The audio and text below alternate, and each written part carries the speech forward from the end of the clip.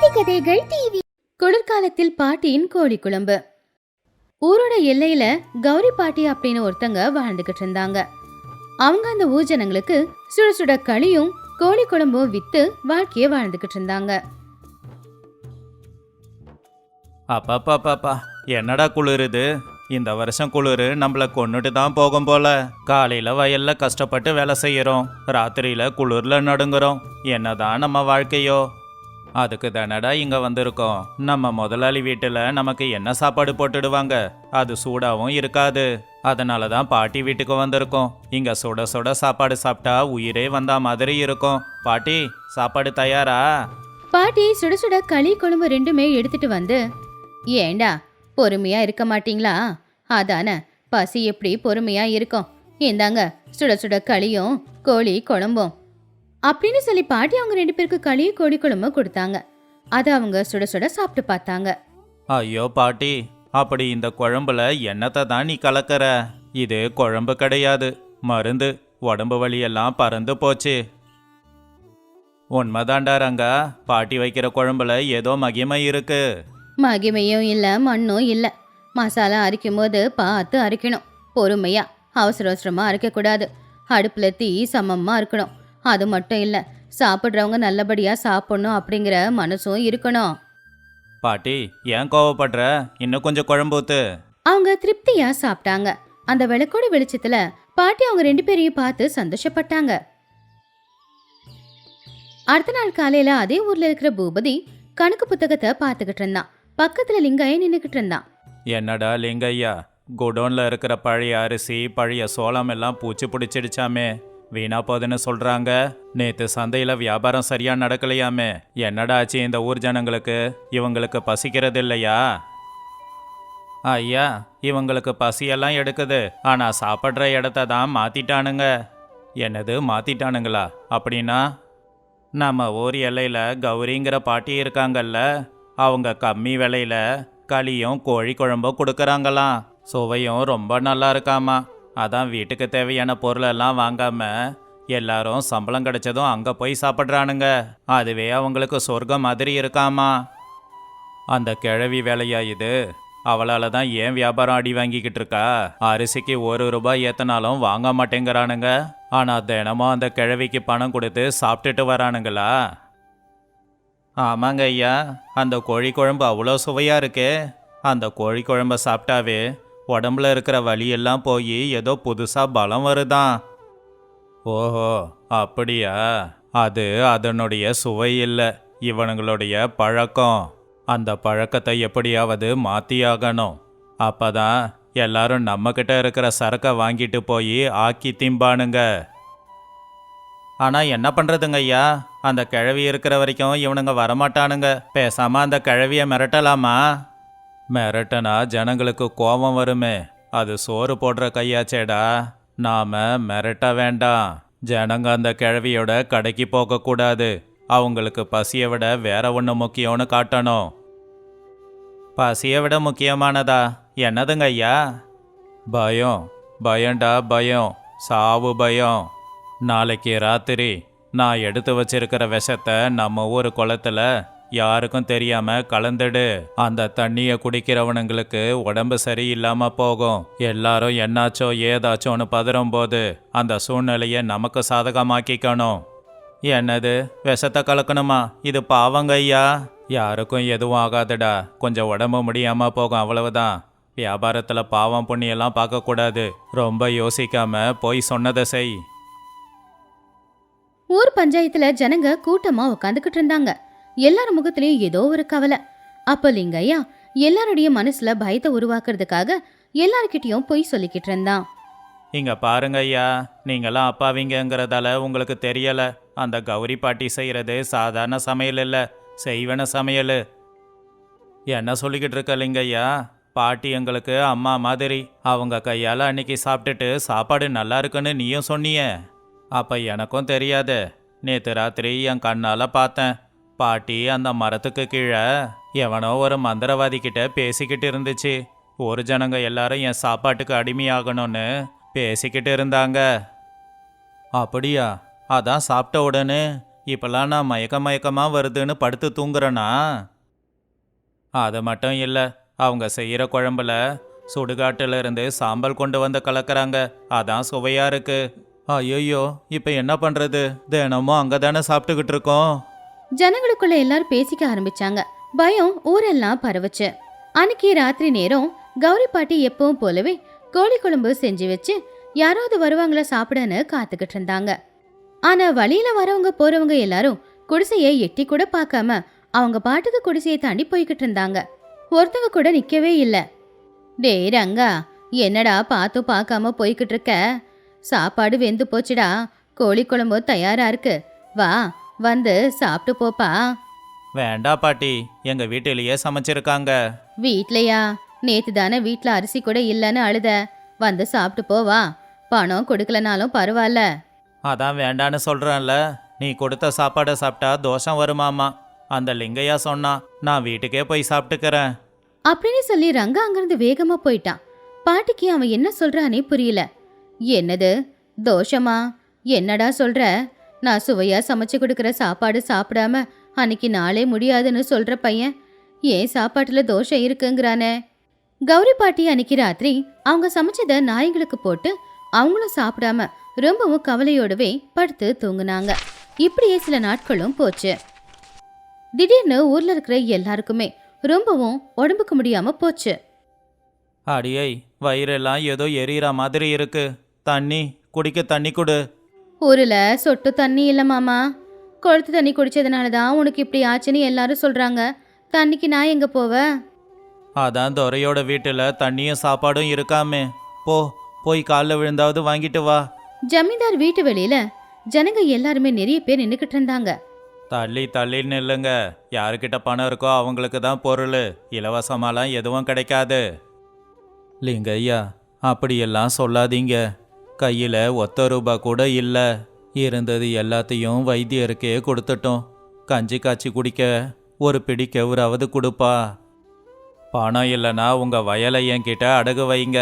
அப்படி இல்லைன்னா வீட்டில் இருந்து பித்தளை பாத்திரத்தை கொண்டு வந்து கொடுங்க. இலவசமாக கொடுக்க நான் என்ன தர்ம சத்திரமாக நடத்திக்கிட்டு இருக்கேன்? இது அநியாயங்க ஐயா.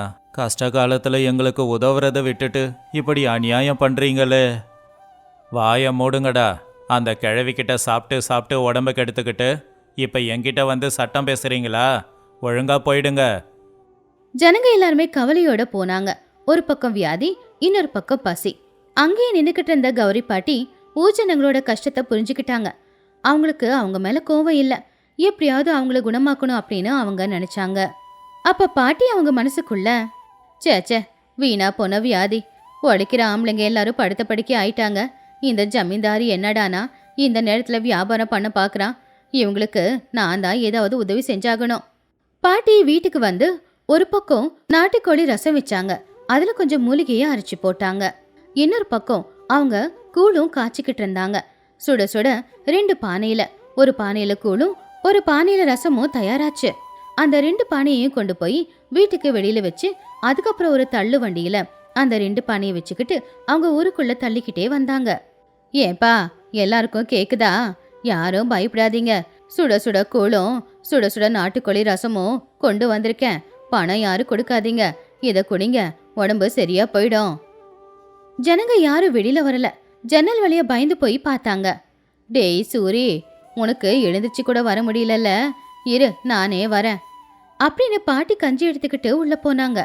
பாட்டி, வேணா பாட்டி, அதில் ஏதோ மருந்து கலக்குறியாமே, என்னை கொல்ல போறியா? வாய மூடுடா, நான் மருந்து கொண்டு வந்திருக்கேன். இதுல ஒன்றும் விஷத்தை கலக்கல. எப்படியும் சாகுற நிலைமையில தானே இருக்க. கொஞ்சம் இதை குடிச்சு பாரு, அப்போ உனக்கு தெரியும் அப்படின்னு சொல்லி பாட்டி அந்த கஞ்சியையும் நாட்டுக்கோழி ரசத்தையும் அவனுக்கு குடிக்க கொடுத்தாங்க.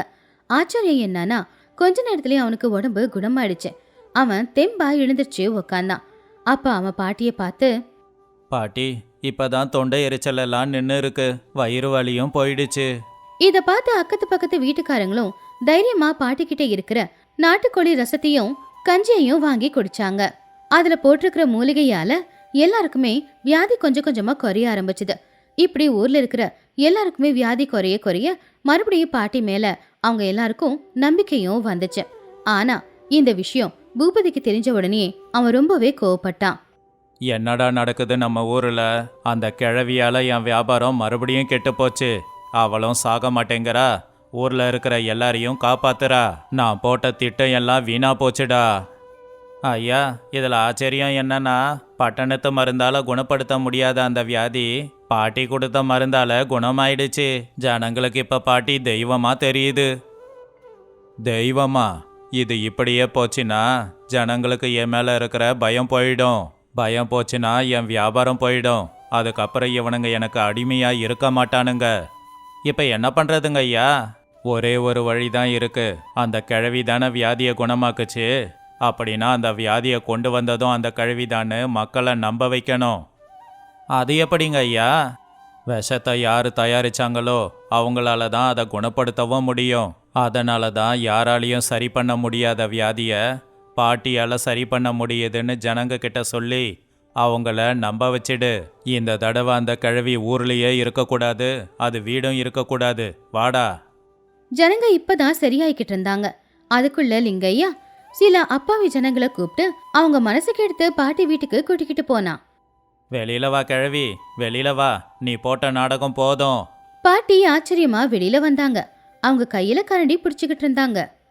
என்னங்கடா எல்லாரும் ஒண்ணா வந்திருக்கீங்க? ஓ, பசிக்குதா? இருங்க, சாப்பாடு தயாராகிக்கிட்டு இருக்கு. அப்ப கூட்டத்துல இருந்த ஒருத்தன், நீ கொடுக்குற சாப்பாடும் வேணாம், கோழி குழம்பும் வேணாம். இப்பதான் எங்களுக்கு விஷயம் தெரிஞ்சிச்சு. நீ தான் எல்லாருக்கும் அந்த வியாதியை பரப்பி விட்டுருக்கல்ல. என்னங்கடா ஆச்சு? நான் தானே உங்க உயிரை காப்பாத்தினேன். நேத்து வரைக்கும் எல்லாரும் என் காலில் வந்து விழுந்துக்கிட்டு இருந்தீங்களே. காப்பாத்துனது நடிப்பு. நீ தானே அந்த வியாதியை வர வச்சு இருக்க. நீ தான் செய்வனை செஞ்சு பேய வர வச்சு ஊர் ஜனங்க எல்லாருக்கும் வியாதி வர வச்சிருக்க. இப்போ எங்க எல்லாரையும் காப்பாத்துற மாதிரி நடிச்சு ஏமாத்தா பாக்குற. இல்லனா பெரிய பெரிய வைத்தியனுங்களாலேயே குணப்படுத்த முடியாத வியாதி நீ கொடுத்த சாப்பாடுல எப்படி சரியாச்சு? என்னப்பா சொல்றீங்க? அது நாட்டு வைத்தியம், எங்க அம்மா கத்து கொடுத்தது. பாட்டி, நீ கஞ்சி கொடுத்ததும் என் வியாதி சரியா போச்சு. அப்போ வியாதியை நீ தானே உருவாக்கி இருக்க. அதனால தான் உனக்கு மருந்து தெரிஞ்சிருக்கு. நீ நினைச்சா வியாதி வரும், நினைச்சா வியாதி போயிடும். அப்ப நீ தானே அதுக்கு காரணம். பாட்டியோட மனசு சுக்குநூறா உடைஞ்சு போச்சு. அவங்க உயிர் காப்பாத்தின ஜனங்களே அவங்கள திட்ட ஆரம்பிச்சிட்டாங்க. டேய், நான் போட்டது துளசி இலையும் இஞ்சியும் தாண்டா. அதுல எந்த மந்திரமும் இல்ல, எந்த செய்வனையும் இல்ல. என்ன நம்புங்கடா. அதெல்லாம் நம்ப முடியாது. நீ இருக்கிற வரைக்கும் எங்களுக்கு பிரச்சனை தான். டேய், முதல்ல இந்த குடிசைக்கு நெருப்பு வைங்கடா. அப்படின்னு லிங்கையா சொன்ன உடனே எல்லாருமே பெரிய பெரிய கல் எடுத்து தூக்கி எறிஞ்சாங்க. குடிசையில பானையில கொதிச்சுக்கிட்டு இருந்த குழம்பு எல்லாமே வீணா போயிடுச்சு. எரிஞ்சுக்கிட்டு இருந்த விளக்கும் கீழே விழுந்துருச்சு. பாட்டி கையெடுத்து கும்பிட்டு, வேணாங்கடா, இப்படியெல்லாம் பண்ணாதீங்கடா. இந்த குடிசையை எரிச்சிட்டா நான் எங்கடா போறது? இனி இந்த ஊர்ல உனக்கு இடமில்ல. போ போ போ, எங்கேயாவது பழச்சிக்கோ. மறுபடியும் ஊருக்குள்ள வந்தா உன்னையும் கொளுத்திடுவோம், பாத்துக்கோ. நெருப்பு எரியிற வெளிச்சத்துல பாட்டி ஜனங்க எல்லாரையுமே பார்த்தாங்க. அந்த முகத்துல கோவம் இல்ல. அதுக்கு பதிலா அந்த ஊஜனங்க மேல பரிதாபமும் கவலையும் மட்டும்தான் இருந்துச்சு. பாட்டி அவங்க எல்லாரையும் பார்த்து சின்னதா ஒரு சிரிப்பு சிரிச்சு, நல்லா சாப்பிட்டதுக்கு அப்புறம் சாப்பாடு போட்ட கையை விட்டுறது மனுஷங்களுடைய குணம்னு நிரூபிச்சிட்டீங்க. ஒன்று மட்டும் ஞாபகத்துல வச்சுக்கோங்கடா, உங்க பசி தீந்து போச்சு. நான் ராட்சசி மாதிரி தெரியறேன், ஆனா உங்களுக்கு சோறு போட்ட என்ன இந்த நிலைமைக்கு கொண்டு வந்ததுக்கு ஒரு நாள் உங்களுக்கு சோறே இல்லாம போக போகுது அப்படின்னு சொல்லி கொஞ்சம் கோவத்தோட அவங்க கையில இருக்கிற கொஞ்சம் பொருளை மட்டும் எடுத்துக்கிட்டு பாட்டி ஊஜனங்களை பத்தி யோசிச்சுக்கிட்டு கவலையோட அங்கிருந்து கிளம்பிட்டாங்க. இது எல்லாத்தையும் பார்த்து பூபதி லிங்கையா 2 பேரும் சந்தோஷமா சிரிச்சாங்க. அது கோதாவரி நதி தீரத்துல இருக்கிற ஒரு அழகான கிராமம். அந்த கிராமத்துல சந்திரையா காந்தம்மாங்கிற தம்பதிகள் வாழ்ந்துகிட்டு இருந்தாங்க. சந்திரையா அப்பாவி, ரொம்ப நல்லவனும் கூட.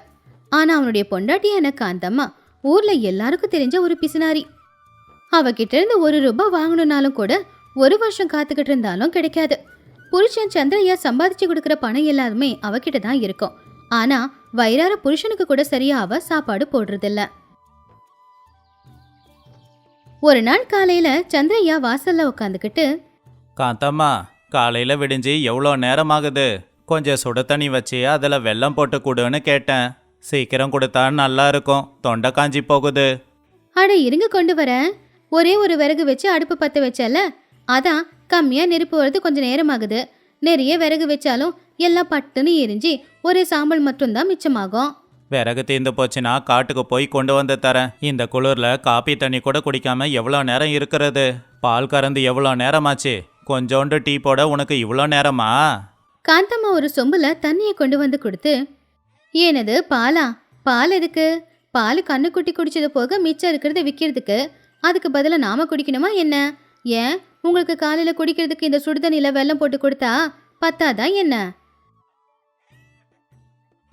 அடியை, இதுல வெள்ளத்தை போட்டியா கல்ல போட்டியா? இனிப்பாவே இல்ல. வெல்லம் என்ன விலை விற்கிதுன்னு தெரியுமா? 1 கிலோ வெல்லம் 2 ரூபாய். அவ்வளோ விலை விற்கிற வெல்லத்தை கரைச்சி போட்டுற முடியுமா? அதான் கயிறு கட்டி 2 தடவை தண்ணியில் இறக்கி எடுத்துட்டேன். அந்த இனிப்பு போதும்.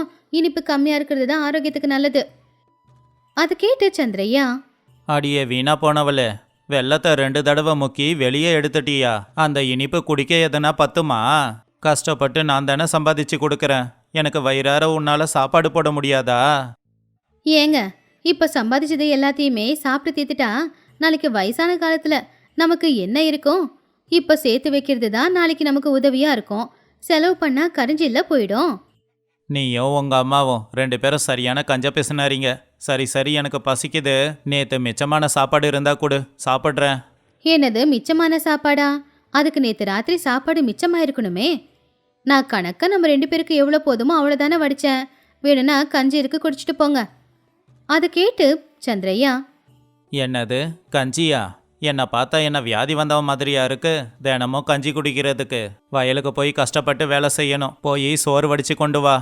இப்போ மறுபடியும் சோறு வடிக்கணும்னா அடுப்பு பற்ற வைக்கணும். விறகு வீணாக போகும், அரிசி வேற வீணாக போகும். மதியம் சமைச்சு கொண்டு வரேன். இப்போதைக்கு இந்த கஞ்சியை குடிச்சிட்டு போங்க. எல்லாம் என் நேரம். யாரும் இந்த ஊர்ல என்ன மாதிரி கஷ்டப்பட மாட்டாங்க.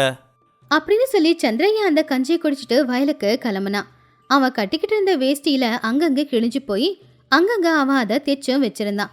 அதை பார்த்து அவன் மறுபடியும் பொண்டாட்டியை கூப்பிட்டு, காந்தம், இங்க பாத்தியா? இந்த வேஷ்டியை பாரு எப்படி கிழிஞ்சு போயிருக்குன்னு. நேத்து சந்தையில வாங்குறேன்னு சொன்னப்ப நீ ஒத்துக்கல. இதை கட்டிக்கிட்டு 4 பேர் முன்னாடி எப்படி போவேன்? காந்தம்மா அந்த வேஷ்டியை பார்த்து, என்னங்க இது கொஞ்சோண்டு கிழிஞ்சு போயிருக்கு. ஒரு நூலும் ஊசியும் எடுத்துட்டு வந்தா தைச்சி கொடுத்துட போறேன். இதுக்கு போய் புது வேஷ்டி வாங்கணும்னு சொல்றீங்க. புது வேஷ்டிக்கு 3 ரூபாயில விலை சொல்றாங்க. 3 ரூபாய் தான் என்கிட்ட இருக்கு. அப்ப நான் வாங்கிக்கலாம்ல. நான் பணம் கொடுக்கறேன். நீ சந்தைக்கு போய் 2 வேஷ்டியும் உனக்கு புடவையும் வாங்கிக்கோ. அதை கேட்டு காந்தம்மா, என்னது புது வேஷ்டியா? அதெல்லாம் ஒன்றும் தேவையில்லை. இந்த வேஷ்டியை நான் தைச்சி வைக்கிறேன். அப்புறம் எனக்கு எதுக்கு புடவை? நான் கல்யாணம் பண்ணி வந்தப்போ நிறைய புடவை கொண்டு வந்தது பெட்டியில் அப்படியே இருக்கு. அதையே கட்டிக்கிறேன். கல்யாணமாகி 20 வருஷம் ஆச்சு காந்தம். அந்த புடவெல்லாம் கிழிஞ்சு போயிருக்கும். மனுஷனா நல்ல துணியாவது போடணும். பக்கத்து வீட்டு சுப்பலட்சுமியை பாரு எப்படி புடவை கட்டுறாங்கன்னு. அந்த சுப்பலட்சுமிக்கு அறிவில்லை. புருஷன் கஷ்டப்பட்டு சம்பாதிச்சா இவ அதை செலவு பண்ணிக்கிட்டு திரியிறா. நாளைக்கு அவங்க நடுத்தெருவுக்கு தான் வருவாங்க. நான் அப்படி இல்லை, பணத்தை மிச்சம் பிடிக்கிறேன். அந்த வேஷ்டியை கழட்டி கொடுங்க, தைச்சி கொடுக்குறேன், கட்டிக்கிட்டு போங்க. சரி, உன்கிட்ட பேசி யாராலையும் ஜெயிக்க முடியாது. அந்த ஊசியும் நூலையும் கொடு, நானே தச்சிக்கிறேன். நீ நூலும் மிச்சம் பிடிக்கிறேன்னு சொல்லி பாதி தச்சிட்டு பாதி அப்படியே விட்டுடுவ. சரியா சொன்னீங்க. மிச்சம் பிடிக்கிறது தாங்க சந்தோஷமே இருக்கு. இப்படியே சில நாட்களும் போச்சு.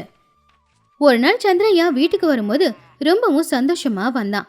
அவன் முகத்துல ஏதோ ஒரு உற்சாகம், சந்தோஷம் தெளிவா தெரிஞ்சுது. காந்தம்மா, அடியே காந்தம்மா, ஒரு நல்ல செய்தி, சீக்கிரமா வா. காந்தம்மா வெளியில வந்து, என்னங்க ரொம்ப சந்தோஷமா இருக்கீங்க? வர வழியில பணப்பை ஏதாவது கிடைச்சுதா என்ன? பணம் இல்லை, அதை விட பெருசு. பட்டணத்துல என் சித்தப்பா இருக்காரு, அதான் ஜமீன்தார் சோமையா. அவரு நாளைக்கு நம்ம வீட்டுக்கு வராராமா. என்னது, அந்த கிழவனா? அவர் எதுக்காக நம்ம வீட்டுக்கு வராரு? வந்து நல்லா சாப்பிட்டு போகவா? எனக்கு உடம்புக்கு முடியல, என்னால் சமைக்க முடியாது. நீங்களே எல்லாத்தையும் பார்த்துக்கோங்க. அடியே பைத்தியக்காரி, விஷயம் தெரியாம பேசாத. அவருக்கு பிள்ளைங்க இல்லை, ஆனால் நிறைய சொத்து இருக்கு. நாம் அவரை நல்லபடியாக கவனிச்சுக்கிட்டோம். அதுக்கப்புறம் நம்ம மேலே அவருக்கு பாசம் அதிகமாயிடும். அவர் சொத்தை கூட நமக்கு எழுதி வைப்பாரு. உண்மையாவா? சொத்தை நம்ம பேர்ல எழுதிடுவாரா? அவர்கிட்ட எவ்வளவு சொத்து இருக்குங்க? அதுவா, 100 ஏக்கர் பூமி இருக்கு. பட்டணத்துல 2 பெரிய வீடு இருக்கு. பெட்டி நிறைய நகை இருக்கு. எல்லாம் நமக்கு சொந்தமாகும். ஆனா என்னங்க சொல்லுங்க. அவருக்கு சாப்பாடுனா ரொம்ப பிடிக்கும். நல்லா சாப்பிடணும், அதுவும் நெய் போட்டு சாப்பிடணும். அப்படி இருந்தா மட்டும்தான் அவரு நல்லா சாப்பிடுவாரு. இல்ல கோவப்பட்டு எழுந்து போயிடுவாரு. அப்புறம் நமக்கு சொத்து எதுவும் வராது. காந்தம்மா யோசிச்சு பார்த்து, நெய்யா, பலகாரமா, இதுக்கு நிறைய செலவாகுமேங்க. அடிய பைத்தியக்காரி, நீ ₹1 செலவு பண்ணா உனக்கு ₹1,00,00,000 சொத்து வருமே. ஒரே ஒரு நாள் அவருக்கு நீ விருந்து சமைச்சு போட்டினா அப்புறம் வாழ்க்கை முழுக்க நீ மகாராணியா வாழலாம். யோசிச்சு பாரு. உனக்கு அவரோட சொத்து வேணுமா வேணாமா? காந்தம்மாவுக்கு பணம் செலவு பண்றது கஷ்டம்தான். ஆனா சொத்து மேல இருக்கிற ஆசையில, சரிங்க, ரூபா செலவு பண்ண எனக்கு பிடிக்காதுதான். ஆனா சொத்துக்காக உலகமே பார்க்காத அந்த விருந்து சாப்பாட நான் இப்பவே அவருக்கு ஏற்பாடு பண்றேன். சபாஷ், இதுதான் என் பொண்டாட்டி. ஞாபகம் வச்சுக்கோ, சாப்பாட்டுல எந்த குறையும் இருக்கக்கூடாது. நல்ல அரிசி நல்ல நெய் போட்டு சமைச்சு போடணும். ஞாபகம் வச்சுக்கோ என்ன. நான் போய் அவருக்கு வண்டி பேசிட்டு வரேன். காந்தம்மா மனசுக்குள்ள, 100 ஏக்கரா, 100 ஏக்கரா, இதுக்காக ₹100 செலவு பண்றதுல தப்பில்ல. ஆனா அதிகமா செலவு பண்ணக்கூடாது. என்னுடைய அறிவை பயன்படுத்தி கம்மி செலவுல நல்ல விருந்துக்கு ஏற்பாடு பண்ணணும். அப்படியே சொல்லி பைய எடுத்துக்கிட்டு சந்தைக்கு கிளம்புனா. மனசுக்குள்ள சொத்து வரணுங்கிற ஆசை இருந்தாலும் பணத்தை செலவு பண்றதுக்கு மட்டும் அவ ரொம்ப யோசிச்சா. அதனால சந்தைக்கு காய்கறி கடைக்கு போய், ஏன் ரங்கையா, கத்திரிக்காய் என்ன விலை? ரங்கையா வியாபாரி. அம்மா, இப்பதான் பறிச்சிட்டு வந்த பிஞ்சு கத்திரிக்காம்மா. 1 கிலோ ₹1 தான். வாங்கிட்டு போங்கம்மா, நல்லா இருக்கும். ₹1? பக்கத்து ஊர்ல 50 பைசாவுக்கு 1 கிலோ கொடுக்குறாங்க. ரொம்ப அதிகமா சொல்றியே. சரி, இது ரொம்ப பிஞ்சா இருக்கு, குழம்புல கரைஞ்சு போயிடும். அந்த கூடுல வச்சிருக்கிற கத்திரிக்காய் அது என்ன விலை? அது நேத்தோடதும்மா. பூச்சியெல்லாம் ஒன்றும் இருக்காது, ஆனால் வாடி போயிருக்கும். அதை வேணும்னா பாதி விலைக்கு கொடுக்கறேன். அதே போடு. வாடி போனா என்ன, குழம்புல போட்டா ஒன்றும் தெரியாது. ஆனா கரெக்டா எடை போடு. எடை குறைஞ்சா கோவப்படுவேன். இது என்ன எனக்கு புதுசாமா? எப்பவும் வாங்குறது தானே. சரி, இந்தாங்க எடுத்துக்கோங்க. அங்கிருந்து மளிகை கடைக்கு போய், அண்ணா, நல்லா நெய் இருந்தா கொடுங்க, வீட்டுக்கு ஜமீன்தார் வராரு. ஓ, அப்படின்னா சுத்தமான பசு நெய் இருக்கு காந்தம்மா. ஆனால் ₹5 ஆகுமே. ₹5? நெய்யில் என்ன தங்கத்தையே கலந்து விற்கிறீங்க? ஆமா, பக்கத்துல இருக்கிற டப்பால இருக்கிறது என்ன? அது பார்க்கறதுக்கு நெய் மாதிரி தானே இருக்கு. அது வனஸ்பதிமா, டால்டான்னு சொல்லுவாங்களே. நெய்யை விட விலை கம்மி தான். லிட்டரு ₹1.5. அதையே கொடுங்க. குழம்புல ஊத்துனதுக்கு அப்புறம் நெய் எது டால்டா எதுன்னு யாருக்கு தெரிய போகுது? வரவரு வயசானவர், அவரு நாக்கில் அவ்வளவா சுவையும் இருக்காதுல்ல. ₹1 நல்ல சாப்பாடு செஞ்சிடுறேன். அப்படி காந்தம்மா எல்லா பொருட்களையும் தர வேண்டாம், விலை தான் கம்மியா வேணும்னு சொல்லி பொருட்களை வாங்கி எடுத்துட்டு வந்தா. ஆனா சந்திரன் இது எதையுமே கவனிக்கவே இல்லை. சொத்து கனவுல இருந்தான். அடுத்த நாள் மதிய நேரம் சந்திரனோட சித்தப்பாவான ஜமீன்தார் வீட்டு வாசல்ல வந்து இறங்குனாரு. சந்திரன் அவர்கிட்ட நல்லா பேசி அவரை வீட்டுக்குள்ளேயும் கூட்டிக்கிட்டு போனா. அப்போ வீட்டுக்குள்ள வந்த ஜமீன்தார், என்னடா சந்திரா, வீடு பார்க்க ரொம்ப அழகா இருக்கே. கமகமன்னு மனம் வேற வருது. இவ்வளோ தூரம் வந்ததுல ரொம்ப பசி எடுக்குதுடா. வாங்க சித்தப்பா, உங்களுக்காக தான் காலையிலிருந்து என் பொண்டாட்டி காந்தம்மா பலவிதமான உணவுகளை செஞ்சுக்கிட்டு இருக்கா. காந்தம்மா, சித்தப்பாவுக்கு சாப்பாடு எடுத்து வை. வாங்க வாங்க மாமா, உட்காருங்க, இப்பவே சாப்பாடு பரிமாறுறேன். ஜமீன்தார் வந்து மனையில உட்கார்ந்தாரு. அப்ப காந்தம்மா அவருக்கு வாழலையே போட்டு சாப்பாடு பரிமாறினா. சாப்பாடு, கத்திரிக்காய் குழம்பு, சாம்பார், நெய் எல்லாத்தையும் போட்டா. அடடா, எனக்கு கத்திரிக்காய் குழம்புனா ரொம்ப பிடிக்கும் அப்படின்னு ஒரு வாய் எடுத்து சாப்பிட்டாரு. அவ்வளவுதான், அவர் முகம் வாடி போச்சு. அதை பார்த்து, என்ன சித்தப்பா, குழம்பு எப்படி இருக்கு? அப்ப ஜமீன்தார் சந்திரனை பார்த்து, என்னடா சந்திரா இது, ஏன் இந்த கத்திரிக்காய் இப்படி இருக்கு? எனக்கு தெரிஞ்சு இது பிஞ்சு கத்திரிக்காய் இல்லை, நல்லா முத்தி போன வாடின கத்திரிக்காய். ஐயோ இல்ல மாமா, அது ஒரு புதுவிதமான கத்திரிக்காய். உங்களுக்கு அதோட டேஸ்ட் புரியல போல. சரி, பருப்புல நெய் ஊத்தவா? நெய் ஊற்றி சாப்பிட எனக்கு ரொம்ப பிடிக்கும்மா. காந்தம்மா டால்டாவை உருக்கி நெய் அப்படின்னு பருப்புல கலந்தா. அதை சாப்பிட்டு பார்த்த ஜமீன்தாருக்கு முகம் மறுபடியும் வாடி போச்சு. சந்திரா, இது நெய் தானா? பார்க்க ஏதோ என்ன மாதிரி இருக்கு. நாக்கில் வேற ஒட்டிக்குதுப்பா. காந்தம்மா, நீ நல்ல நெய்யை தானே வாங்கிக்கிட்டு வந்த? காந்தம்மா பதட்டமா, இல்லைங்க, அது சுத்தமான பசு நெய் தான். ஆனா இப்பெல்லாம் மாடுங்களுக்கு தீவனம் சரியா போடுறது இல்லைல்ல, அதனால நெய்யோட வாசமும் மாறி இருக்கும். உடம்புக்கு நல்லது, சாப்பிடுங்க. ஜமீன்தார் விருப்பமே இல்லாம அதை சாப்பிட்டு, சரிம்மா, சாம்பார் ஊத்து.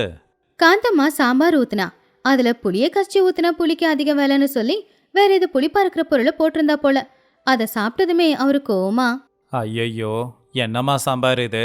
தொண்டையெல்லாம் வேற புளிக்குது. இதுல புளி கரைச்சி ஊத்துனியா இல்ல வேற என்ன போட்ட? சந்திரன் பதட்டமா குடிக்க தண்ணியை கொடுத்து, சித்தப்பா இந்தாங்க தண்ணியை குடிங்க. என்ன காந்தம்மா இது, சாப்பாடு எதுக்கு இப்படி இருக்கு? எனக்கு என்னங்க தெரியும், நான் நல்லா தான் செஞ்சேன். மாமாவுக்கு தான் உடம்பு சரியில்லையோ என்னமோ, அதான் நாக்குக்கு சுவை தெரியல. அதை கேட்டதுமே ஜமீன்தார் உடனே எழுந்திருச்சாரு. எனக்கு உடம்பெல்லாம் நல்லாதாம்மா இருக்கு, உனக்கு தான் மனசு சரியில்லை. எனக்கு புரியுதுடா சந்திரா. நான் வரேன்னு சொல்லிட்டு உன் பொண்டாட்டி நெய்க்கு பதிலா டால்டாவை ஊத்தியிருக்கா, வாடி போன கத்திரிக்கால சமைச்சிருக்கா, கன்றாவியா சாம்பார் வச்சிருக்கா. இதை சாப்பிட்டா என் உடம்பு வீணாதான் போகும். மன்னிச்சிடுங்க சித்தப்பா, ஏதோ தெரியாம தப்பு பண்ணிட்டா. தெரியாம தப்பு செய்யல, இது அவ பழக்கம் போல. வீட்டுக்கு வர விருந்தாளிய இப்படி பாத்துக்கிறவங்க நாளைக்கு என் சொத்தை கொடுத்தா எப்படி பாத்துப்பீங்க? சொத்துக்கு ஆசைப்பட்டா மட்டும் பத்தாது, மற்றவங்கள நல்லா கவனிச்சுக்கவும் தெரிஞ்சுக்கணும். மாமா அப்படி சொல்லாதீங்க, பணத்தை கொஞ்சம் மிச்சம் பிடிச்சேன். மிச்சம் பிடிக்கிறது வேற, கஞ்சத்தனம் பண்றது வேற. உன்னை தேடி வரவங்களுக்கு கூட வயிறார சாப்பாடு போடாம பணம் மிச்சம் பிடிச்சி என்ன பண்ண போற? எனக்கு நல்ல சாப்பாடு போடவே யோசிச்ச. உனக்கு சொத்து கொடுக்க எனக்கு விருப்பம் இல்லம்மா. என் சொத்தை 4 ஏழைங்களுக்கு பங்கு போட்டு கொடுக்கறேன், அவங்களாவது நல்லபடியா இருக்கட்டும். அப்படின்னு சொல்லி ஜமீன்தார் கோவமா வெளியில போய் வண்டி ஏறி ஊருக்கே போய் சேர்ந்துட்டாரு. சந்திரன் காந்தம்மா 2 பேரும் திண்ணையிலேயே நின்று பார்த்துக்கிட்டு இருந்தாங்க. ஜமீன்தார் அந்த பக்கமா போனதுக்கு அப்புறமா இந்த பக்கம் சந்திரன் ரொம்பவும் கோவப்பட்டான். பொண்டாட்டி செஞ்ச வேலையால கைக்கு வர வேண்டிய 100 கோடி சொத்து இப்போ கைவிட்டு போயிடுச்சு. அதனால சந்திரன் ரொம்ப கோவமா, பாத்தியா காந்தம், உன் கஞ்சத்தனத்தினால 1 ரூபாய் செலவு பண்ண யோசிச்ச, இப்போ 1 கோடி ரூபாய் சொத்து போயிடுச்சு. அப்படி இல்லைங்க, கத்திரிக்காய் வாடி போனா ஒன்றும் ஆகாது, நெய்க்கு பதிலாக டால்டா பயன்படுத்தினா ஒன்றும் ஆகாதுன்னு நினச்சிட்டேன். இங்க தான் நீ தப்பு கணக்கு போடுற. எப்பவுமே வர்றவங்கள பாசத்தோட கவனிக்கணுங்கிற எண்ணம் இருந்தா எல்லாம் நல்லபடியா நடந்திருக்கும். இப்ப பாரு, மரியாதையும் போச்சு, வர வேண்டிய சொத்தும் போயிடுச்சு. உண்மைதாங்க, பிசினாரி வீட்டுக்கு வர விருந்தாளிங்க எல்லாரும் எப்பவுமே திட்டிக்கிட்டு போவாங்கன்னு சொல்லுவாங்க இல்ல, அது என்ன பார்த்து தான் சொன்னாங்க போல. இப்பவாவது அறிவா யோசி. பணம் முக்கியம்தான், ஆனா சொந்த பந்தத்தை விட ஒன்றும் பணம் முக்கியம் இல்ல. நாளையிலிருந்து இந்த கஞ்ச புத்தியெல்லாம் விட்டுட்டு எனக்காவது ஒழுங்கா சமைச்சு போட பாரு. ஒரு நல்ல சாப்பாடை சாப்பிட்டு பல வருஷம் ஆகுது. சரிங்க, இன்னைக்கு நான் ஒரு பாடத்தை கத்துக்கிட்டேங்க. சொத்து போனது பரவாயில்ல, ஆனா உங்களை நம்பி வந்த ஒரு விருந்தாளிய இன்னைக்கு அவமானப்படுத்தி அனுப்பிட்டேன். இனி இந்த கஞ்சத்தனத்தை நான் விட்டுடுறேங்க. நாளைக்கு உங்களுக்கு சுட சுட காஃபி போட்டு கொடுக்குறேன், பாலும் வெல்லமும் போட்டு. ஐயோ, உண்மையாவா? இந்த அறிவு இருந்தா போதும். சரி வா, ஏதாவது பழைய கஞ்சிய குடிக்க இருந்தா கொடு. எதுக்குங்க கஞ்சி? அதான் செஞ்ச சாப்பாடு எல்லாம் அப்படியே இருக்கே, அது வீணா போயிடும். செலவு பண்ணி வாங்கினது, வாங்க அதையே சாப்பிடலாம். மறுபடியும் ஆரம்பிச்சிட்டியா? சரி, எல்லாம் என் தலையெழுத்து. அதையாவது கொடு, சாப்பிட்றேன். இந்த கதையில இருக்கிற நீதி என்னன்னா, சிக்கனை பிடிக்கிறது தப்பு இல்ல, ஆனா கஞ்சத்தனம் பண்றது ரொம்ப தப்பு. அதுலயும் பேராசைப்படுறது அதை விட தப்பு. எல்லாமே நமக்கு வேணும், எல்லார்கிட்ட இருந்து வேணும், ஆனா நாம யாருக்காகவும் எதுவும் கொடுக்க மாட்டோம். அப்படிங்கிற இந்த தத்துவம் இருந்தா வாழ்க்கையில நிம்மதியா வாழ்றதே கஷ்டங்க.